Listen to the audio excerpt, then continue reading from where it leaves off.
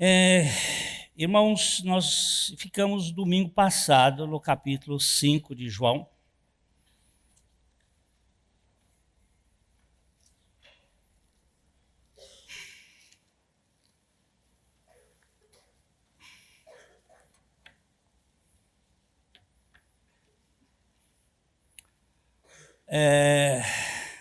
Nos versos, vamos ficar aqui olhando o médico ferido. O médico que traz as chagas, mas que pelas suas chagas ele sara as feridas dos feridos. Domingo passado nós contamos uma pequena história de um teatrólogo americano que tentou descrever o tanque de Betesda numa cena teatral, e dentro da multidão que estava ali sentada, entre aleijados, entre cegos, coxos e paralíticos, estaria um médico ferido. E o médico então diz para o anjo que movia a água: deixa eu entrar para ser curado. E o anjo então lhe responde: você não pode ser curado. Porque se você for curado, quem vai se compadecer dos que estão doentes? Se você for curado, quem vai ter compaixão dos que sofrem? As tuas dores são o caminho para a cura das feridas. Então nós começamos a tratar sobre essa questão de que só pode tocar em alguém marcado por alguma tragédia quem passou por algo semelhante, quem foi agredido, tocado. Lógico, a Bíblia diz que o Deus das misericórdias, Ele nos consola com todas as suas consolações, para que nós, ao sermos consolados, possamos consolar os que são afligidos nas suas diversas aflições. Uma vez eu fui fazer uma visita a uma pessoa que tinha ficado paralítica.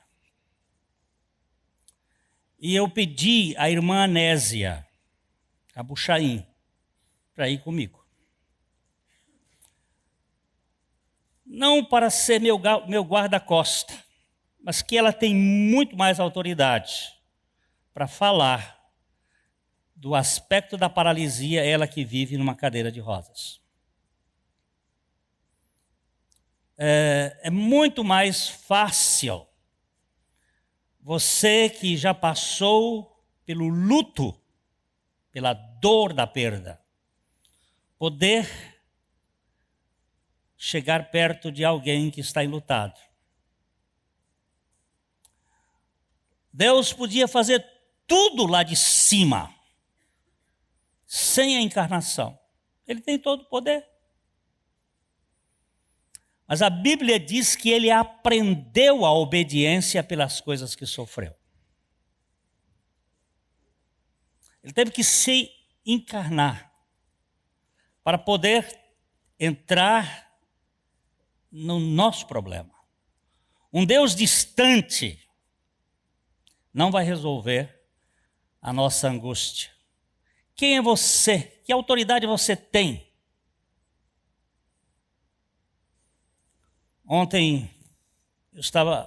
Anteontem eu fiz 2 casamentos, participei de 2 casamentos esse final de semana, sexta e sábado. E uma médica que estava num dos casamentos falou comigo, disse: Pastor, eu fui muito tocada com as palavras que foram ditas aqui, porque o senhor falou com autoridade. Eu digo, eu sou casado. Eu sei das dores do casamento. É difícil para um companheiro celibatário falar de uma relação que ele não tem os seus relacionamentos mais íntimos. É difícil. Eu não estou dizendo que não é possível, mas é muito mais difícil você falar das crises de um relacionamento sem este dia a dia da luta de cada um de nós. Então nós vamos ler João capítulo 5, versículos de 1 até o verso 18. Eu só um pouquinho mais assim Este é o segundo ano do ministério de Jesus. É a segunda Páscoa que ele passa em Jerusalém.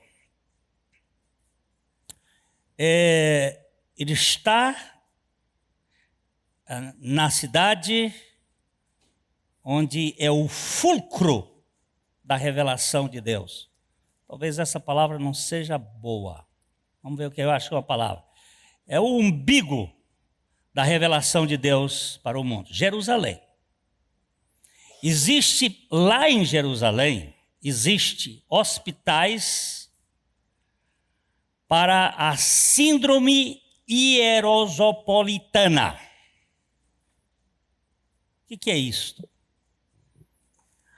A síndrome da cidade sagrada. Tem muito turista que chega lá e enlouquece. Ele vira Davi, outras viram Berseba,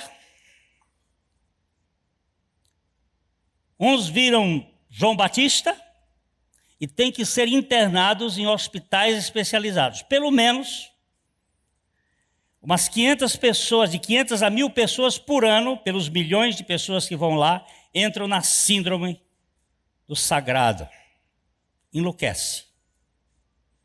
A emoção é tão grande, eles têm que tratar as pessoas no hospital especializado para isso.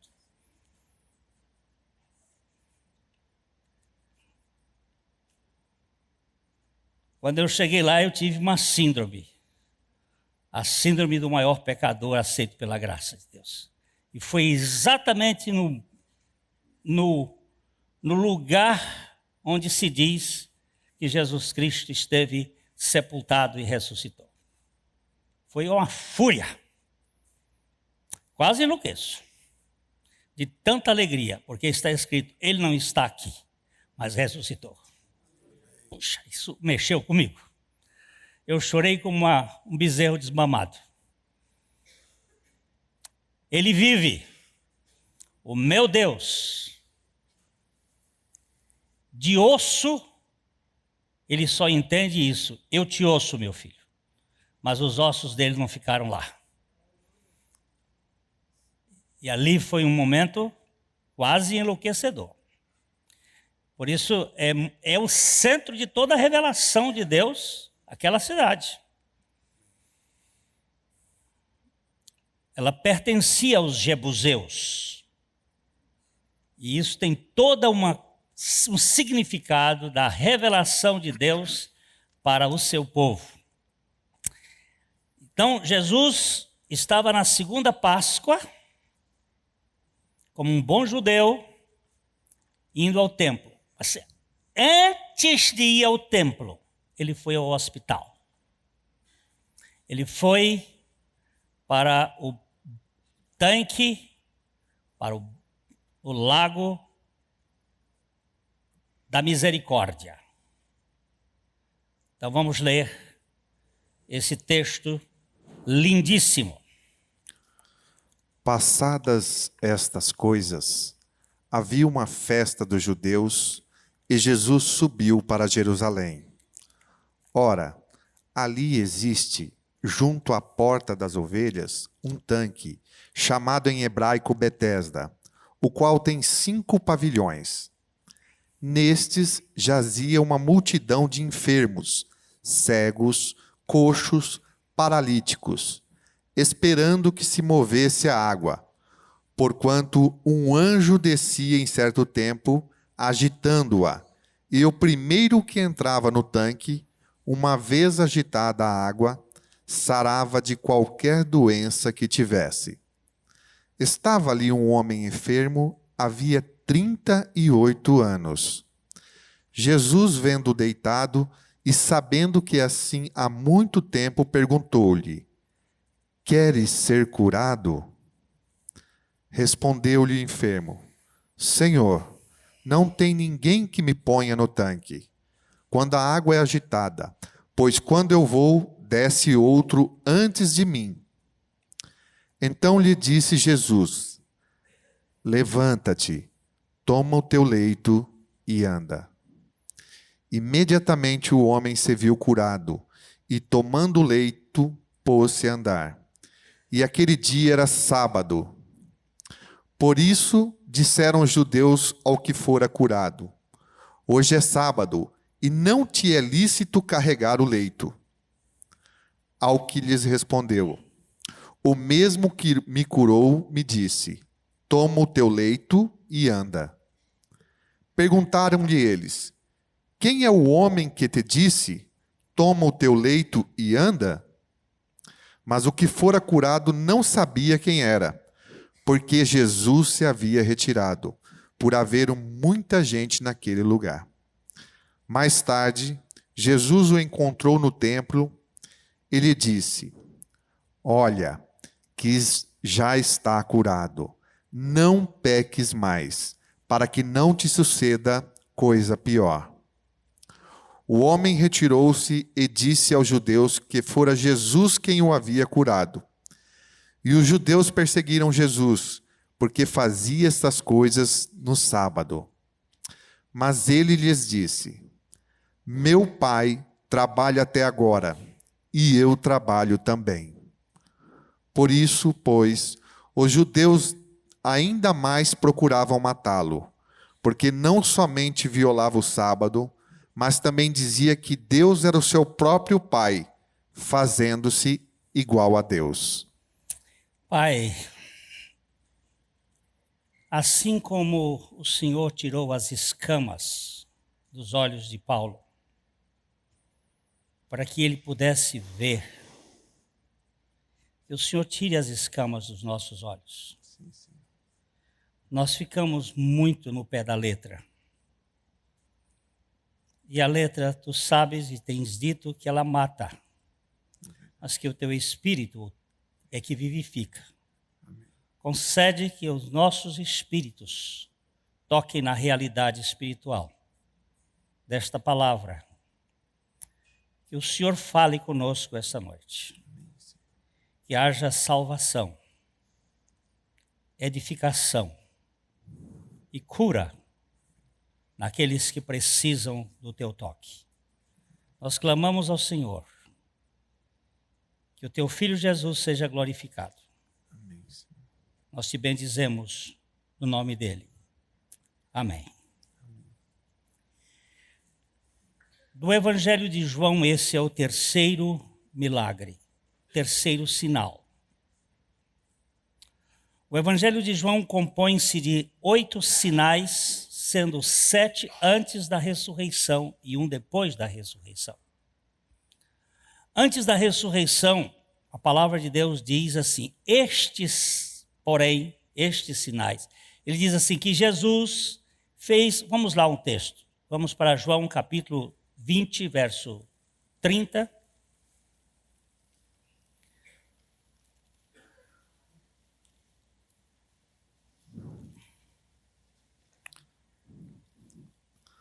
Na verdade, fez Jesus diante dos discípulos muitos outros sinais, que não estão escritos neste livro. 31. Estes, porém, foram registrados para que creiais que Jesus é o Cristo, o Filho de Deus, e para que, crendo, tenhais vida em seu nome. Fez Jesus muitos outros sinais que não estão escritos nesse livro. João vai dizer posteriormente que se os feitos de Jesus fossem escritos todos, as bibliotecas do mundo não iriam caber. Isso dentro do contexto da época. Mas também dentro do contexto da história da igreja. Porque ele não só fez como continua fazendo. Ele é o Deus ontem, hoje e para sempre. Ele não foi retido pela morte. Mas João usa 7 sinais ou 7 milagres com especial convicção de revelar que Jesus é o Cristo. 4 deles foram realizados na Galileia e 3 deles foram realizados na Judéia. Estes sinais da Judéia ninguém relata senão João. Aliás, os 7 sinais, ou os 8 sinais, 7 só João relata.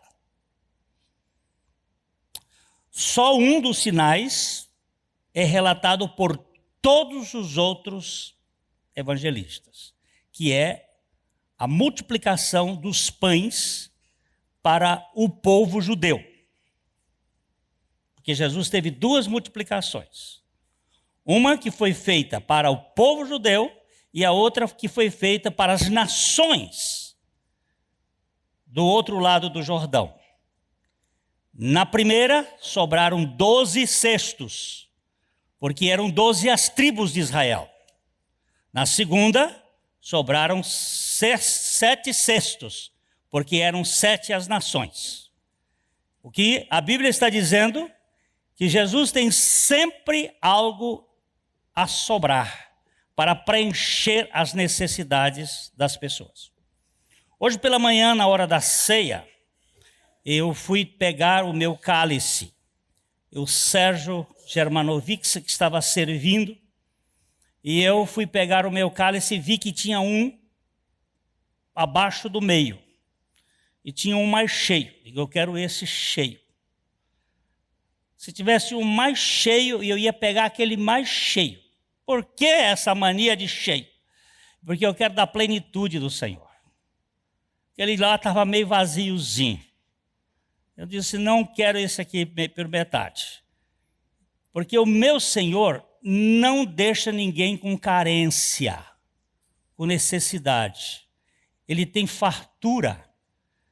O pastor Humberto hoje citou o Salmo 23, o Senhor é o meu pastor e eu não tenho falta de nada. Esse nada me faltará é que ele não me deixa faltar nada. Porque ele vai suprir todas as minhas necessidades. Este sinal, os 7 sinais têm palavras específicas. O primeiro sinal é a boda de Caná, na Galileia.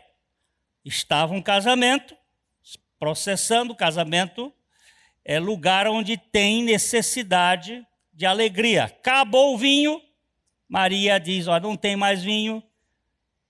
Chega Jesus e diz, o que eu tenho a ver com esse negócio? Ela diz, faça tudo o que ele manda, encha de água as talhas e encheram até a boca. Olha lá, encheu até a boca. Se não tivesse enchido até a boca, tinha tido um prejuízo, faltava 1 litro, 2 litros, 3 litros de vinho e iria faltar na festa. Ele encheu até a plenitude. Ele diz, agora tirem. Eles tiraram a água, eles puseram água, tiraram água, levaram água. No meio do caminho, a água virou vinho. Assim diz o texto. Eles puseram água e eles tiraram água. Mas quando o mestre da cerimônia bebeu, era o melhor vinho. Segundo o meu amigo Riolando, que está aqui, um pesquisador bíblico muito sério, Ele me falou que a uva de Israel naquela época era Shiraz. Não havia outra cepa. Mas a cepa daquele vinho não é Shiraz. A cepa daquele vinho é Javé. E você vai ver que é um outro. Ele disse, eu sou a videira verdadeira e meu pai é o agricultor. Era uma videira que deu um vinho da primeira qualidade. O primeiro vinho está falando da palavra de Deus. Fazei tudo quanto ele vos disser. Primeiro milagre. Segundo milagre foi a cura de um oficial do rei, que o filho ficou doente em Cafarnaum, e ele correu para Jesus em Caná e pediu que Jesus fosse lá impor as mãos no filho dele para curar. E Jesus disse, se você não vir sinais e prodígios, você não vai crer. É assim que você vive por evidências. O homem diz para Jesus, vai logo antes que meu filho morra. E Jesus faz uma das coisas que raramente ele faz. Ele não vai. Ele diz, vai você, o teu filho vive. E a Bíblia usa uma palavra muito simples. E o homem creu na palavra de Jesus e partiu. Só que quando você vai ler o texto, você descobre que ele não partiu no mesmo dia. Porque ele só vai chegar lá no outro dia. Mas quem vem buscar remédio volta em cima do rastro. Só que o homem creu. E quando você crê, você descansa. E ele não voltou. Ele só voltou no outro dia. Tanto é que os empregados dele já estavam a caminho a buscar o homem. O que foi? E ele disse, eu acho, aí eu tenho o direito de fazer minhas imaginações santificadas. A minha imaginação é que ele foi para a casa do amigo deles. Eu dou o nome de Simão, pode ser Ivan, mais moderno, judeu moderno. E vai na casa dele e chegou lá, disse, vamos comer uma peixada com vinho aqui. Não voltou em cima do rastro. E dormiu lá. E só no outro dia ele volta. Por quê? Porque quem crê descansa. Não fica vexado. Não fica mais agoniado. Creu. E no outro dia os empregados estavam vindo, os servos dele, e perguntou-se, quando foi que ele ficou bom? Aí eles disseram, ontem por volta da 1h da tarde. A hora sétima. É? Sétima? 1h da tarde. Ele que tinha uma biga, ou um cavalo, ou um camelo, teria voltado logo, mas não voltou, só voltou no outro dia. Ficou descansando. Aí veio o terceiro milagre, que é este sinal extraordinário no dia da Páscoa. Esse sinal anterior foi 1 ano antes. João não dá tempo para a gente nem respirar, ele já vai botando 1 ano depois. Ele saltou um bocado de coisa. Ele não estava querendo mostrar como Mateus, como Lucas, como Marcos, certas evidências. Ele saltou logo, já vai lá para o 2º ano. E Jesus está chegando em Jerusalém e vai direto para Betesda. E chega lá, há uma multidão. Os comentaristas contam que em cada alpendre haviam 5 alpendres. E esses alpendres eram relativamente grandes, maiores do que esse templo. Cabia bastante gente deitada em pé, esperando um movimento das águas. A água movia quando movia, o primeiro que chegasse. Até nós falamos domingo passado que aquele paralítico era o Rubinho, pé de chinelo. Ele não ia chegar nunca. Primeiro, que o primeiro que chegava lá era curado. Ninguém sabe qual era o fenômeno, ninguém explica. Alguns, como Matthew Henry, acha que porque o Messias estava na terra, todos os movimentos da terra estavam apontando para ele. Estavam dizendo, olha, há Salvador na terra, habemos Salvatore, não habemos Papa, mas temos um Salvador aqui conosco. E a natureza, os demônios estavam todos enfurecidos. Nunca vi tanto demônio na Bíblia como na presença de Jesus aqui na terra. Demônio para tudo quanto era canto. Você repara que o Velho Testamento fala pouco de demônio. Mas o Novo Testamento, os evangelhos, é assim, pululando. Espíritos de vários tipos. Olha, chegou na terra, temos que fazer serviço, temos que dar serviço. E Jesus olha no meio daquela multidão, num daqueles alpendres, um homem que está ali há 38 anos. Que coisa. Compaixão é o que faz uma pessoa sentir dor quando o outro é ferido. Compadecer é padecer junto ao que padece.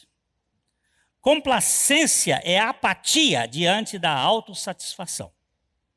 O médico ferido é o que se compadece com misericórdia, com clemência, com misericórdia. Eu vou fazer um pequeno hiato aqui. Você conhece a história do seu irmão que está do lado? Ou do outro? Ou do outro? Você conhece a história dele? Você sabe qual é o background dessa pessoa? Você sabe o que está por trás dessa história? Nós julgamos muito as pessoas pelas aparências, mas nós não sabemos dos traumas, das rejeições, dos desprezos, do que está na vida daquela pessoa. Nós não olhamos isto.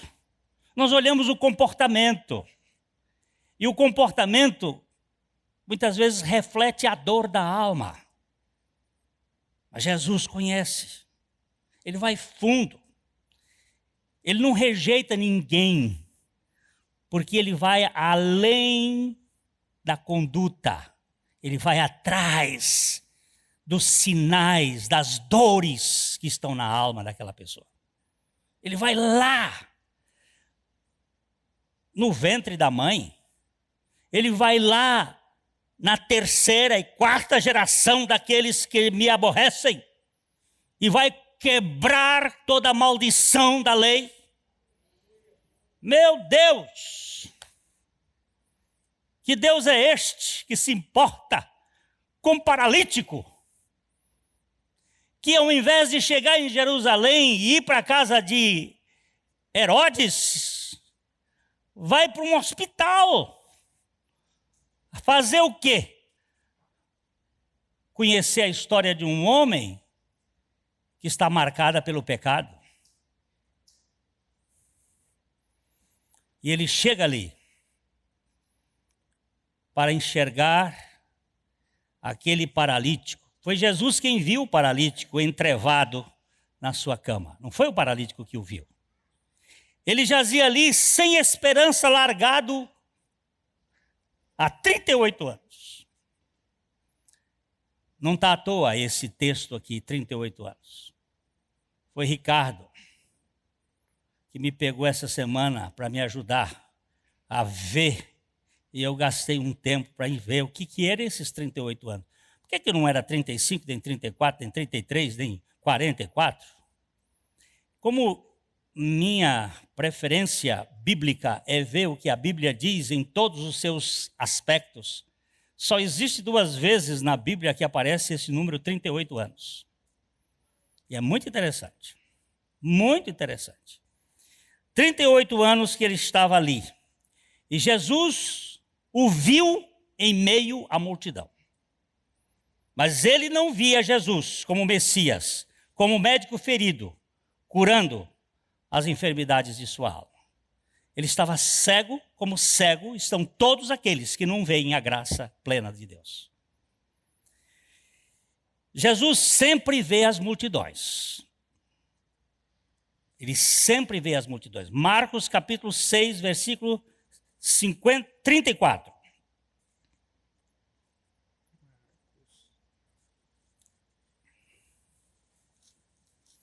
Marcos 6, 34.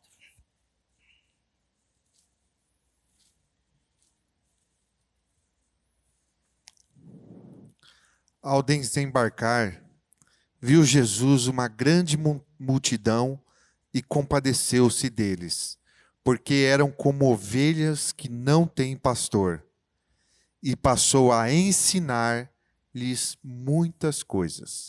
Jesus, quando desceu do barco, ele viu uma multidão e compadeceu-se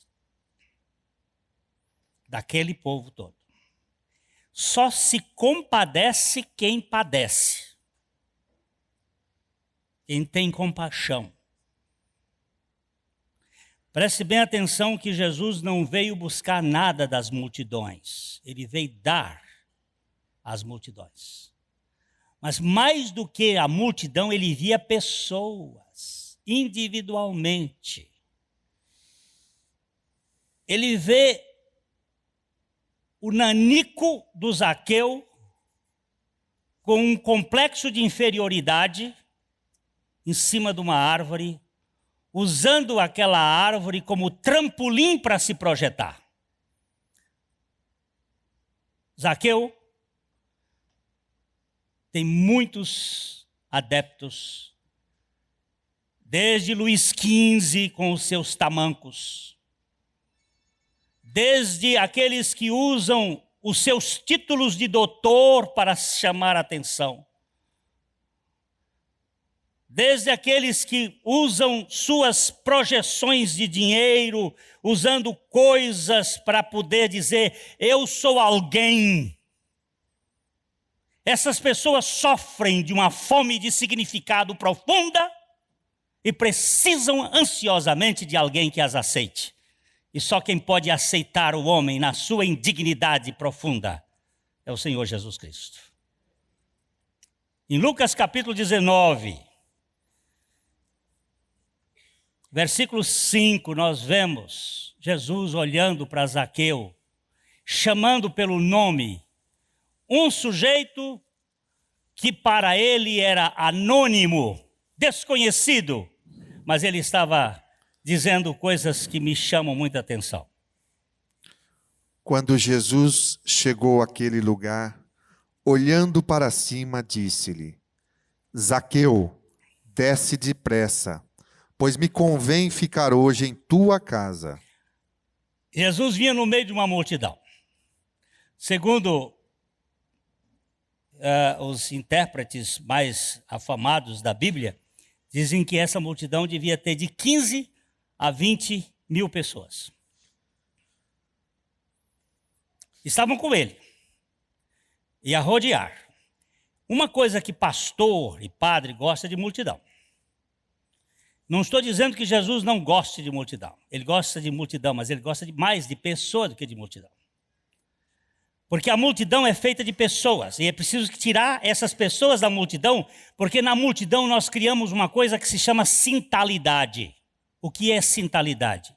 É uma personalidade coletiva que nos faz não ter cara.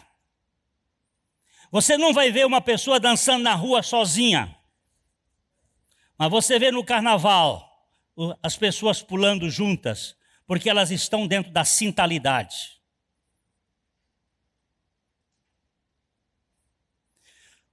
O aluno sozinho, fora da classe, é uma coisa. Dentro da classe, ele vira outra coisa. Não é, professora? Então, as mestras, ele toma uma outra dimensão. E Jesus via a multidão, mas do meio da multidão, ele retirava aquele que, por alguma razão, queria conhecê-lo. E este era um homem de postura pequena. Por que a Bíblia vai dizer logo essas coisas? É o sentimento de inferioridade que ela está tratando ali? É a necessidade de projeção? E que ele subiu naquela árvore e Jesus chega ali e diz, desce, Zaqueu. Me convém estar contigo na tua casa. Deixar uma multidão por causa de um homem só. Ele deixou o céu por sua causa e por minha causa. Ele deixou o céu por causa daquele paralítico de Betesda. Os seus olhos estão focados em cima de você, meu irmão. Da sua doença, da minha doença. Ele não nos vê como multidão, ele nos vê como pessoa. O que eu lamento profundamente é que eu não tenho esse sentimento. Eu vejo mais a organização do que o organismo.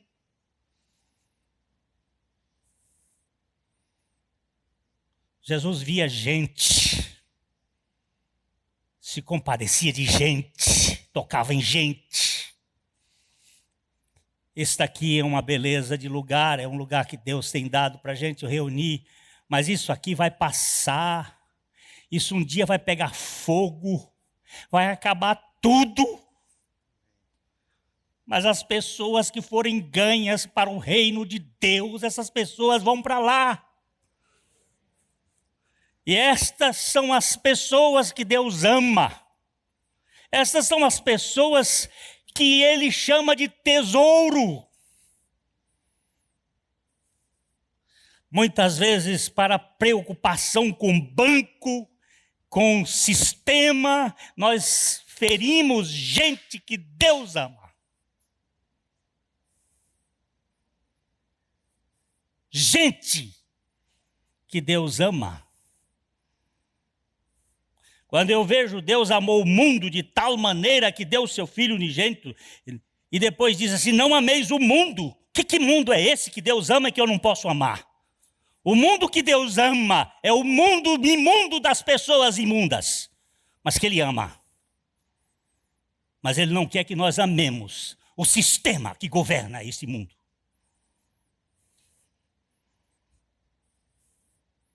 Mas Ele ama as pessoas. Se interessa por pessoas. Vamos ver João capítulo 9, versículo 1.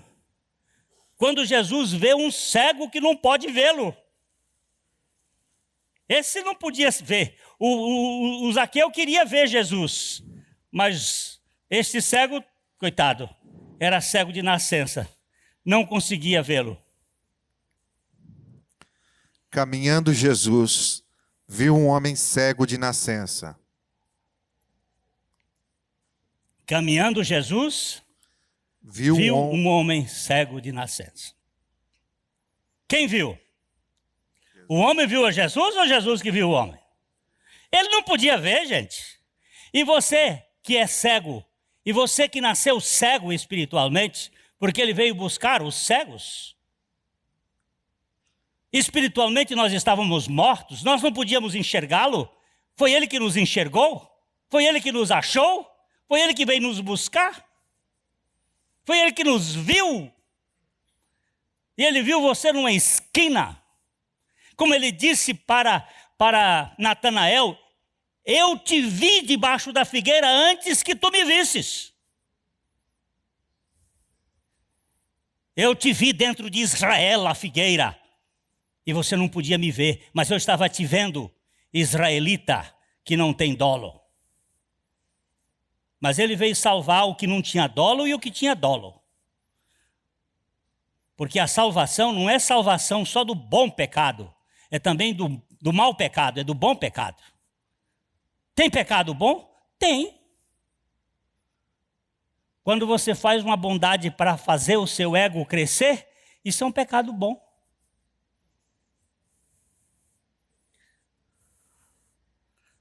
Mas é pecado. Quando eu faço, é pecado. Quando eu canto um hino para me aparecer, como diz o amigo, para me aparecer, isto é pecado. E assim por diante. Jesus viu. Jesus vê você e eu nas nossas dores mais profundas e se compadece. Eu não olho para Jesus com a vara. Ele está com a vara só, ele usou a vara 2 vezes, no começo do ministério dele e no fim do ministério dele, para expulsar da casa do pai dele os vendilhões. 2 vezes ele pegou a vara. E diz, cai fora daqui, corja, de ladrões e salteadores. Vocês estão vendendo a fé. E botou para correr. E eu posso imaginar o seguinte, Jesus não era nenhum atleta. A figura que nós temos observado biblicamente dele é que ele não causava frisson? Frisson, que é a palavra? Aquelas... Não causava furor onde ele andava. Ele era... Para ser traído, precisou de um beijo de senha. Era uma figura terra a terra. Tão res do chão como qualquer um de nós. Mas o camarada tinha uma autoridade que quando ele pegou no chicote, no azorrague, e virou as mesas, ninguém teve autoridade de enfrentá-lo. E certamente, mexer no bolso de judeu causa problema.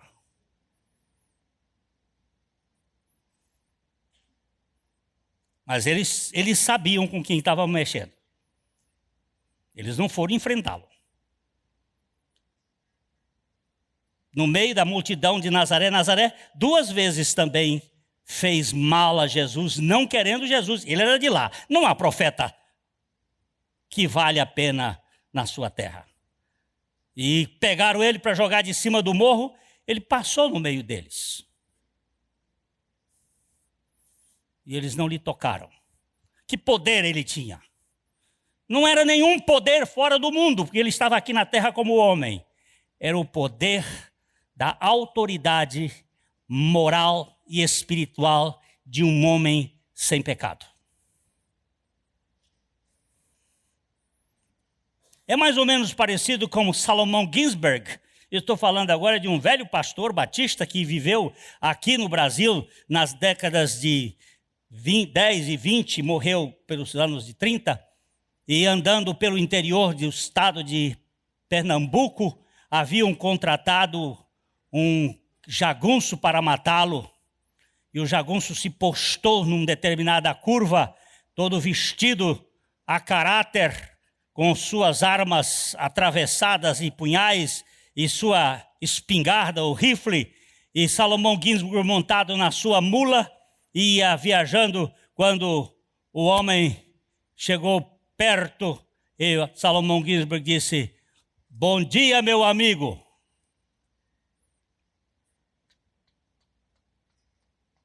Foi embora. De noite, no culto, na casa de uma irmã simples daquele estado, chega o jagunço. Todo mundo tremeu porque é acostumado a ser contratado para matar. E disse, quero conversar com aquele homem. Já os irmãos ficaram preocupados. Ele disse, Salomão Ginsberg disse, deixa eu falar com ele. Ele também é amado por Deus. E quando chegou lá, o homem olhou para ele e disse assim, por que o senhor me chamou de meu amigo? Disse, porque você não é meu inimigo. Mas eu fui contratado para matá-lo. Ele disse, mas Jesus já foi contratado para tirar a sua vida lá na cruz e lhe dar uma nova vida e um novo coração. E pregou o evangelho para aquele jagunço que se foi convertido. Que autoridade é esta? Não é a autoridade da argumentação, é da vida de Cristo que está nele. É o poder da vida de Cristo. Ali estava Jesus olhando e se compadecendo. E compadecendo dos feridos, dos sofridos, como você e eu. Gente, como é que eu tenho que caminhar? Jesus olha para aquele homem e diz o seguinte, queres ser? Nós falamos no domingo passado que essa pergunta parece uma pergunta idiota, sem propósito, uma pergunta sem razão. O homem está há 38 anos ali, E ele chega e diz, queres ser curado? É sem razão? Não. Por que não? Porque aqui dentro desse auditório tem gente doente que não quer ser curada. Como eu estava há 2 semanas atrás. Filhinho, queres ser curado? Lá em Mauá da Serra. Você quer ser curado do seu sentimento de inferioridade, do seu vitimismo, da sua sensação de ser retido numa cadeia invisível de amargura? Você quer ser curado? Lembre-se que Jesus não é ladrão. O ladrão usa pé de cabra. Ele entra pela porta. Ele não vai forçar você. Quer ser curado? O nosso personagem deu uma série de respostas. Ele disse, ninguém se importa comigo, eu estou aqui. É sempre assim. Nós criamos os nossos álibis, nós dizemos uma porção de coisa, mas Deus já começou a mexer com gente aqui. E domingo à noite, um amado chegou, já me passou no telefone, dizendo, eu quero ser curado. Mais outro na semana e disse, Deus me tocou e eu quero ser curado. E mais outro disse, Glênio, eu quero ser curado. E eu disse, pois toma tua leito, levanta e anda. Ou levanta, toma o teu leito e anda. Essa é a ordem de Jesus. Jesus tocava nas pessoas, mas nesse ele não tocou. Porque ali era o poder da palavra, e aqui está uma coisa chamada graça. É a graça que acha o desgraçado, é a graça que levanta o desgraçado, é a graça que sustenta o desgraçado, é a graça que faz o desgraçado ser engraçado. Esta é a obra da graça. Queres ser curado? Bem, você sabe, eu sou vítima. Eu fui rejeitado na minha infância. Não estou perguntando, ele não entrou no mérito da questão, ele disse, levanta. Eu quero ser curado, e nem sabe de uma coisa, eu sou de família pobre e sofri muita necessidade e tenho que viver sempre chamando atenção. Queres ser curado? Não, eu sou de uma família que tinha muitos filhos e eu lá no meio, ninguém se importava por mim. Queres ser curado? Cara, para de dar respostas tolas. Levanta. Toma o teu leito. Anda. Só que o problema é no sábado. Aí mexeram na casa de Maribondo. Você se lembra que eu falei na vez passada que Édipo foi abandonado pelos pais. Laios e Jocasta amarraram o pobrezinho do menino num poste para a fera comer. Porque um oráculo tinha dito que ele ia matar o pai e ia casar com a mãe. E para fugir da dor, esse é o problema nosso. Nós queremos fugir da dor. Mas a dor é o caminho que vai nos tratar. Domingo passado eu falava de um casal que estava aqui e esta semana, segunda-feira, a Renata teve uma rotura da bolsa e depois cirurgia e a criança nasceu e a criança faleceu e o Elinho está aqui. Sexta-feira nós estivemos lá sepultando a criança. Tem dor, tem dor. A dor nos sufoca, sufoca. Mas é na dor que Deus nos trata. Ainda que eu ande pelo vale da sombra da morte, não temerei mal algum, porque tu estás comigo. E a tua vara, como é que se consola com vara? E o teu cajado me consolam. Consolar com o cajado, tudo bem, porque quando eu caio dentro do buraco, ele mete a volta do cajado e me tira de dentro. Mas com a vara, com o cacete, consolar com o cacete, muitas vezes Deus nos consola da dor.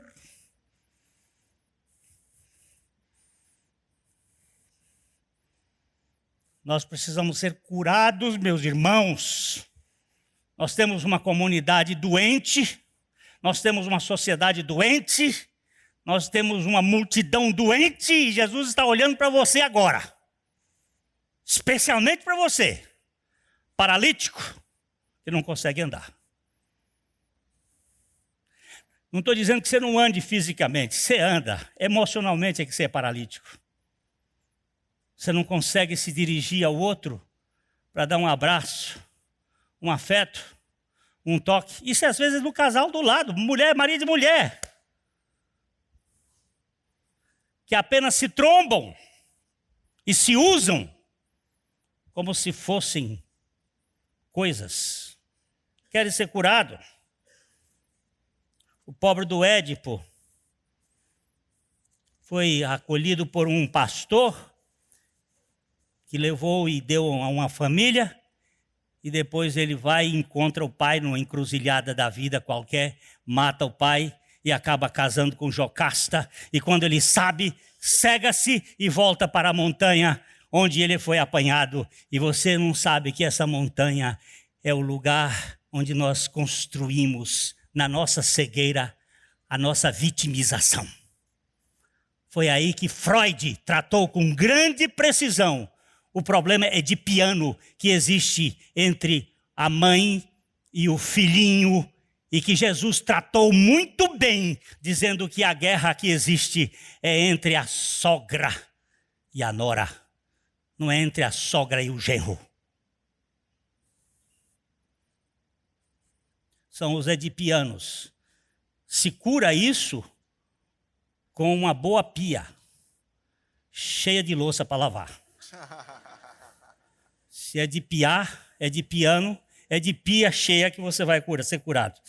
Parar de ser vítima e de ser chamador de atenção. Mas eu vou um pouquinho mais longe, amados. Já falei de você, que você me pegou essa semana com Deuteronômio 2:14. O Ricardo chegou para mim e disse, veja isso aqui. Vamos lá, Deuteronômio 2:14. Talvez este texto foi me chamar muito e me chamou muita atenção. E ele talvez explique bem o que Jesus estava procurando naqueles 38 anos. O tempo que caminhamos desde Cádiz Barneia até passarmos o ribeiro de Zered, foram 38 anos, até que toda aquela geração dos homens de guerra se consumiu no meio do arraial, como o Senhor lhes jurara. Aí eu disse, Senhor, por que o Senhor está mexendo com isso comigo aqui? O povo de Israel saiu lá do Egito, lá de Gósen, lá das margens de Ramsés, e viajou até Cádiz Barneia, ou Zim, no deserto de Zim. Viajou 2 anos. Parou 32 vezes. E chegou aqui, nesse local. Na beira de Israel. Está aqui Zim, está aqui Cádiz Barneia, ali está o Golfo de Acabá. Era só acabar a história. Estava pronto. Dali do outro lado, estava em Israel. Mas tinha Moabe de um lado, tinha os Amonitas do outro, tinha os Amalequitas do outro. E nós vamos estudar tudo isto, porque aqui está toda a nossa luta da carne. E quem diz? Vai lá, manda os espias espiar a terra. 10. De 12 espias, 10 Não tem jeito, não tem jeito. Incredulidade. Não tem jeito. Não tem solução. Os muros são altos, lá tem gigante, as coisas lá são difíceis, não dá para a gente vencer. As dificuldades são tremendas. Não tem solução. Não dá para a gente resolver essa questão. Caleb e Josué chegam para Moisés e dizem, mas nosso Deus é maior. Mas os 10 contaminaram o povo e o povo acreditou na palavra dos 10 e não dos 2. Como sempre é assim. Nós temos uma maldita maioria que chama, mas fulano disseram, mas fulano eram mentirosos, porque eles estavam vendo os problemas e não o Deus dos problemas.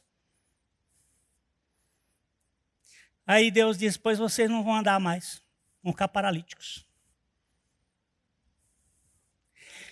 38 anos para andar, para atravessar o Golfo de Acaba. Chegar na terra. Para acabar essa história,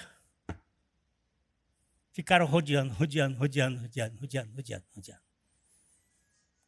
Paralítico.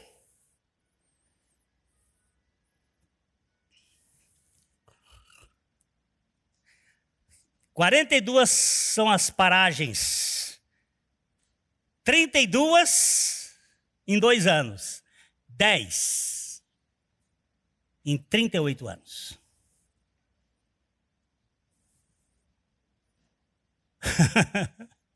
O que foi que Israel ficou? Paralítico. O que fez a paralisia de Israel? Incredulidade. O que fez aquele paralítico ficar paralítico? Presta atenção. Jesus se encontra com ele no templo. Vocês lembram lá no texto? Vamos lá para o versículo 14. Mais tarde, Jesus o encontrou no templo e lhe disse, olha, que já estás curado, não peques mais, para que não te suceda coisa pior. Presta atenção no que eu vou dizer aqui, queridos irmãos. Aquele cego de nascença perguntaram para ele, quem pecou, ele ou os pais dele para que nascesse cego? E Jesus disse, nem ele e nem os pais, para que se cumpra a glória de Deus. Nem todo sofrimento, nem toda doença é consequência de pecado, mas aqui era. E qual era o problema deste homem de ter ficado 38 anos paralítico? Pecado. E qual é o pecado que impede as pessoas de andarem? Incredulidade. Quando o Espírito Santo vier, convencerá o mundo do pecado, da justiça e do juízo. Do pecado, porque não creem em mim, em Cristo.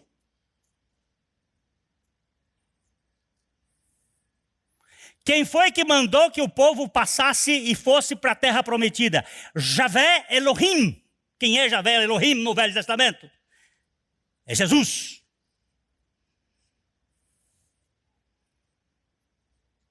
Não crê em Jesus, paralisa.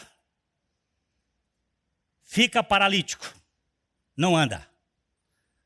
Por que Jesus não foi procurar um com 35 anos? Porque 38 anos estava apontando para a sua nação que havia ficado paralítica no deserto por incredulidade diante da sua palavra. A palavra que Moisés usa aqui em Números capítulo 33, verso 36. Aliás, Números 14, 41, por favor. Esse texto era para explicar outra coisa. Números 14, 41. É o inverso. Porém, Moisés respondeu, por que transgredis o mandado do Senhor? Pois isso não prosperará. Olha só, porque transgredis a ordem, o mandado do Senhor, isto fará de vocês paralítico. A palavra prosperar no hebraico é não vão continuar andando. Não vão poder andar. Não vão prosperar. Vão ficar aí, na cama. 38 anos, dormindo e acordando, amarrados por uma incredulidade que não lhe permite andar. O entrevado do capítulo 5 de João achava-se paralítico por causa do pecado. O que é que pode ser pior do que 38 anos de prisão, de cadeia? Só a eternidade na cadeia do inferno. Para que não te aconteça coisa pior. Não pode existir mais do que 38 anos o sujeito preso. Preso com preconceito, preso por ressentimentos, presos por amargura, presos por ódio, presos por desprezo. Vão ficar presos, mas podem ser libertos. Agora, meu filho, se você não crê na suficiência de Cristo, que Cristo é aquele que morreu, aquela morte não era dele, de quem era aquela morte? E você tem que crer nessa morte como sua. Ou então você vai pro tacho. Quem é que diz isso? Quem diz isso são as Escrituras. Quem crê em mim tem a vida eterna. E quem não crê já está condenado. Condenado a quê? A prisões eternas. Eu não estou falando de religião cristã. Eu estou falando da suficiência de Jesus Cristo. Que naquela cruz, quando ele abriu os seus braços, ele estava nos atraindo para que nós ficássemos nele. Naquela cruz, braços estendidos, ficaram pregados para que eu pudesse estar pregado com ele.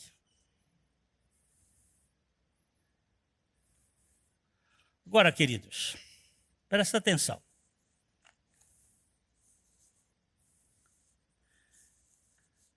Quem passa pela vida em branca nuvem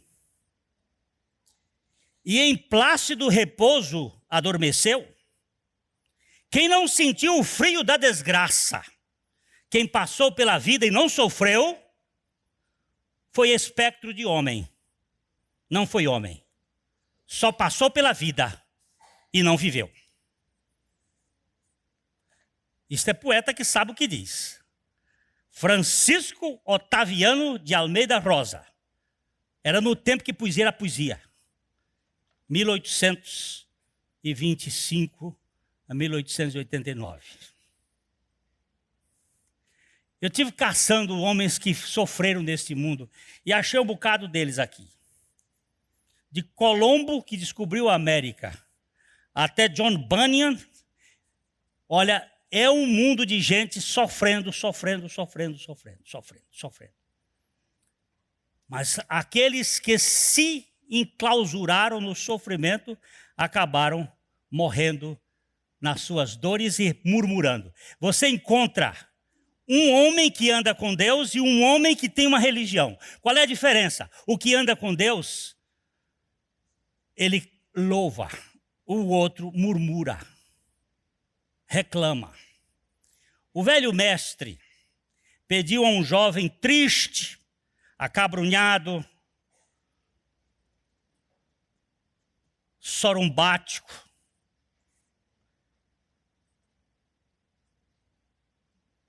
o velho mestre pediu àquele jovem que colocasse uma mão cheia de sal num copo d'água, mexesse e bebesse. Qual é o gosto? Indagou o mestre. Horrível, disse o aprendiz. O mestre sorriu e pediu ao jovem que pegasse outra mão cheia de sal e levasse a um lago. Os dois andaram em silêncio e o jovem jogou o sal no lago. Então o velho disse: beba um pouco dessa água. Enquanto a água escorria pelo queixo do jovem, o mestre inquiriu: qual é o gosto? Bom, respondeu o rapaz. Você sente gosto do sal? Investigou o mestre. Não, disse o jovem. O mestre então sentou-se ao seu lado, pegou a sua mão e pacientemente disse: a dor na vida de cada pessoa não muda. Ela é a mesma. Mas o sabor da dor depende do lugar onde a colocamos. Enquanto você sentir dor, a única coisa que você deve fazer é alargar o sentido das coisas. Deixe de ser copo e torne-se um lago. Cristo é o lago que preenche toda a dor de todas as pessoas. Eu estou com dor, joga nele. Ele é o homem de dores experimentado do sofrer. Mas ficar como vítima, me abandonou, meu marido me abandonou, meu pai me abandonou, minha mãe me abandonou, não sei quem me abandonou. Fica gemendo, cantando desse coral. Levanta, toma o teu leito. É ele que levanta. A Cota estava outro dia me falando sobre o nácar. Como é que forma uma pérola? Como é que se forma uma pérola? É uma peça de grande preço. Como é que ela se forma? Um grãozinho de areia, uma substância penetra ali naquele corpo muito sensível da ostra.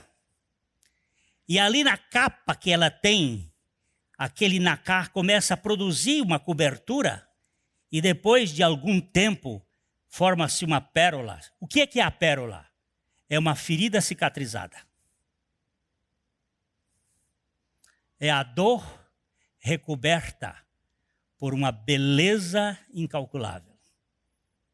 Quer ser curado? Você tem dor? Você vai sair daqui agora gemendo? Vai? Quer ser curado? Por favor, não fica botando a culpa para o seu marido, para a sua esposa, para o seu pai, para o seu avô, bisavô, trisavô, tetravô, pentavô. Não entre nessa bobagem não, porque você vai ficar refém da sua memória amargurada. Levanta, toma o teu leito e vai embora.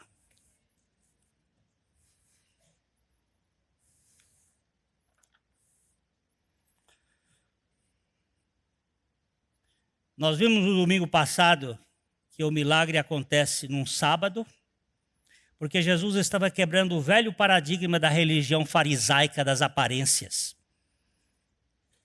O Senhor tinha preferência por fazer seus milagres sempre no dia de sábado. Parece que ele... Por que não faz na segunda, na terça, na quarta? Não no sábado. O senhor não tem mais o que fazer? Eles disseram isso para Jesus. Quer ver? Você repara aqui. Repara em João 5,14. Não, acho que não é esse o texto. É quando eles dizem... É 18. Por isso, pois, os judeus ainda mais procuravam matá-lo, porque não somente violava o sábado, mas também dizia que Deus era seu próprio Pai. Não, agora lê o 9,14.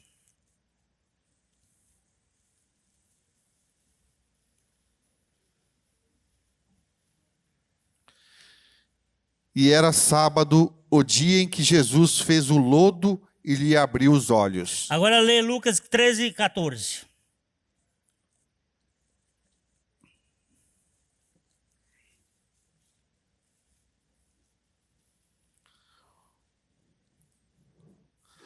O chefe da sinagoga, indignado de ver que Jesus curava no sábado, disse à multidão: 6 dias há em que se deve trabalhar.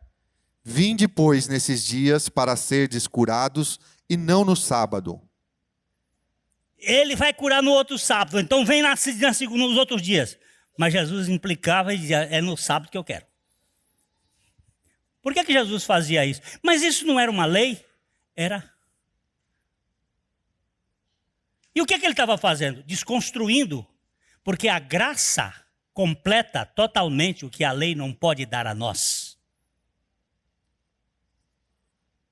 Jesus não é legalista. Jesus ama pessoas. E pessoas precisam ser salvas e libertas. Para depois dizer, todas as coisas me são lícitas, mas nem todas as coisas me convêm.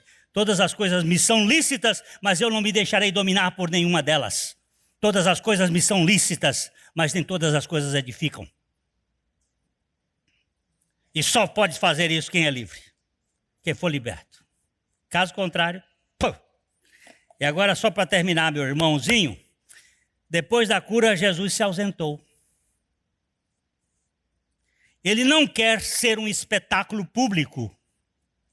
No grego, a palavra ekneu, literalmente significa inclinar a cabeça para o lado, assim como quem...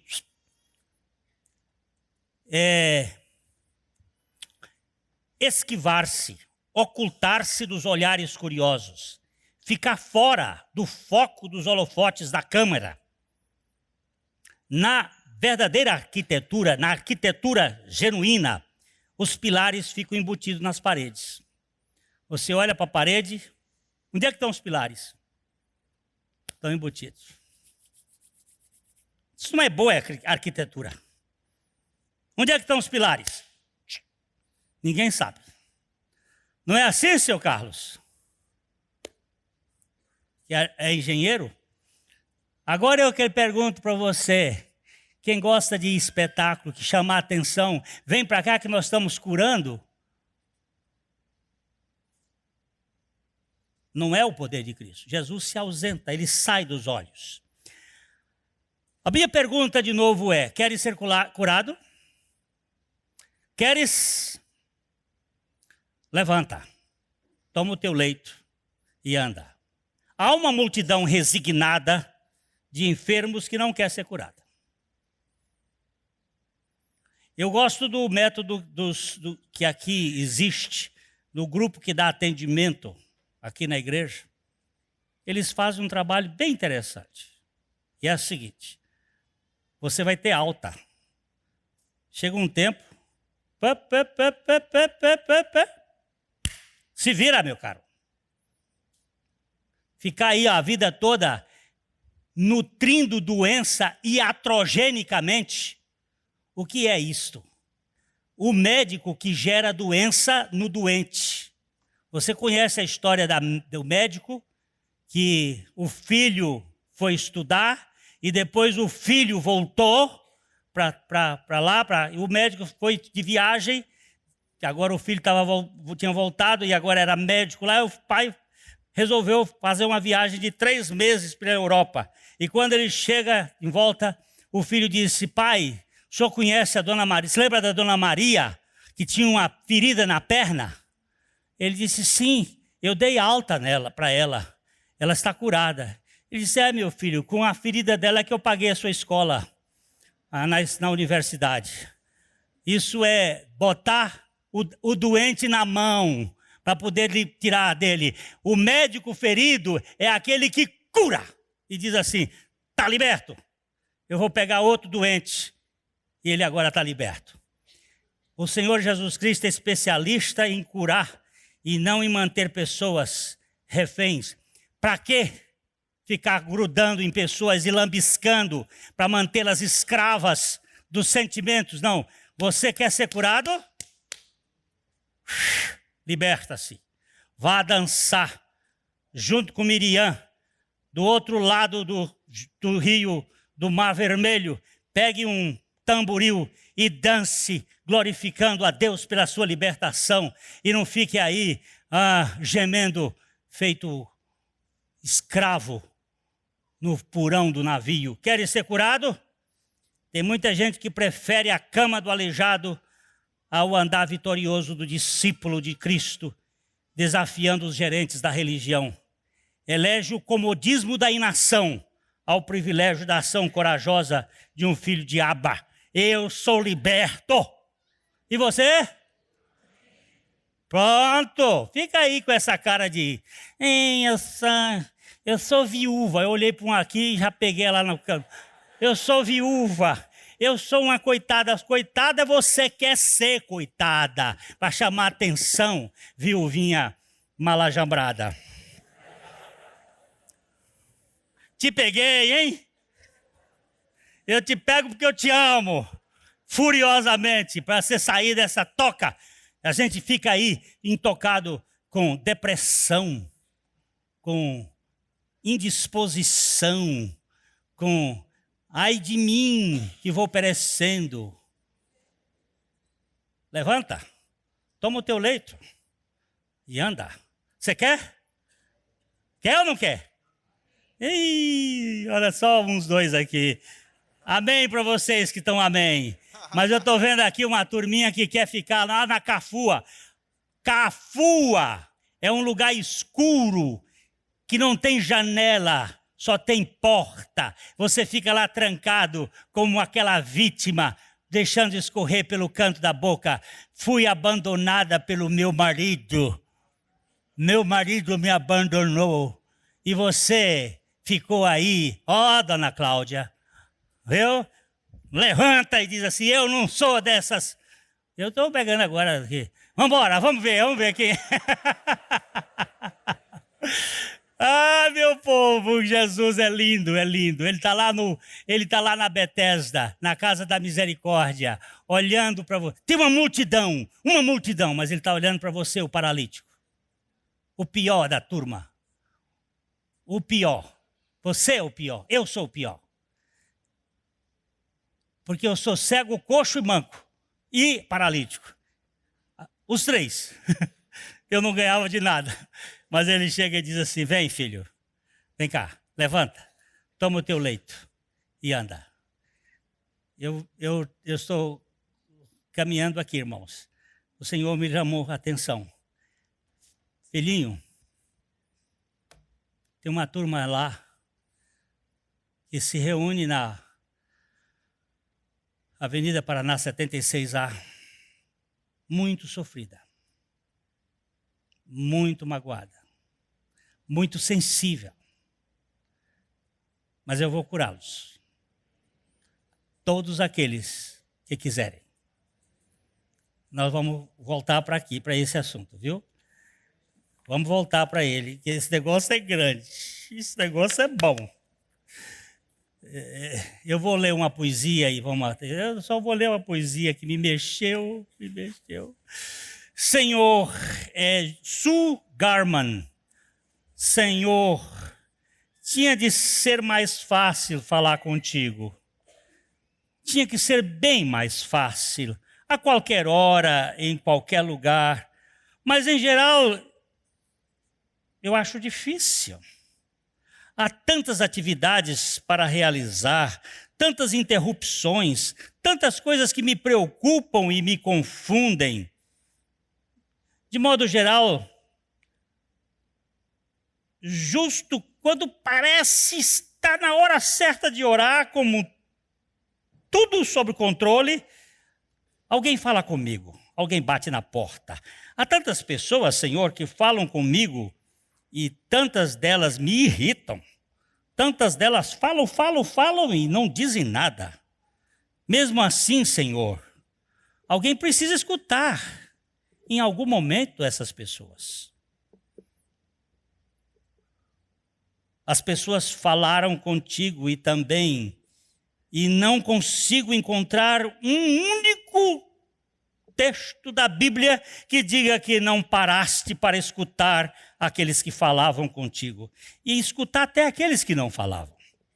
Às vezes devias estar sem paciência, cansado, com fome, desgastado de tanto andar, de tanto ensinar, querendo estar sozinho por um pouquinho para poderes falar com o teu Pai querido. Mas escutavas, porque alguém tinha de escutar. Escutavas e todos saíam da tua presença consolados, curados, ajudados. Tu vias quem não te via. Achavas quem não te procuravas. Perdoa-me, Senhor, por minha impaciência com os outros filhos, por minha irritação pelo meu tédio e mesmo às vezes, Senhor, minha raiva. Perdoa-me por meu egoísmo, que me faz pensar que as palavras que eu profiro para ti são mais importantes do que a necessidade do outro que precisa te ouvir através de mim. Tu sempre olhas para o aflito e marcas um encontro particular com eles, não agendado, com o abatido, para sarares a ferida que sangra. Que eu aprenda a te escutar, Senhor, não apenas com os ouvidos, mas acima de tudo com o meu coração. Depois de escutar, sei que providenciarás a calma e a tranquilidade de que preciso para erguer a voz em louvor a ti, como o meu médico ferido, que me cura pelas tuas pisaduras. Este é o Deus que cura feridos.